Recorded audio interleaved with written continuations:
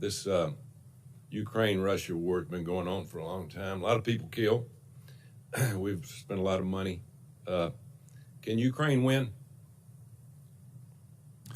Senator, I think Ukraine can win. I think anytime your own homeland is threatened, you fight with a tenacity that's difficult for us to conceive of if we haven't found ourselves in that same situation. Your role as the lead of the...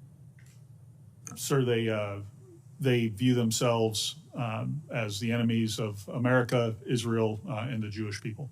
So if they are withholding for now, is it your judgment that they have reformed and that they will not rain war or terror on us or the region in the future?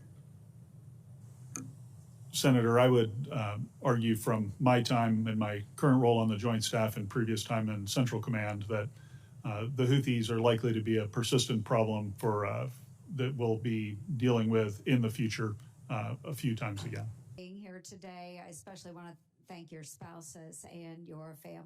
How would you characterize Iran's ability to threaten the United States, Israel, and our partners in the region today after what has happened during the last weekend? How does the threat compare to just a few years ago before Hamas attacked Israel in October of 2023? And so you'll be talking about the Iranian threat as well as their terrorist proxies. Senator, thank you very much for the question. I think we would all agree that Iran is the #1 source of instability in the region, the #1 source of and sponsor of terror throughout the world. At the strategic level, I think they've been weakened since the events of 7 October. At the tactical level, I think they've been degraded. And I think the degree to which that degradation has taken place, particularly in the last 12 days, is best discussed in a classified form. I think we'll be able to more ably articulate the specifics of what that looks like as a result of the last 12 days in conflict with Israel.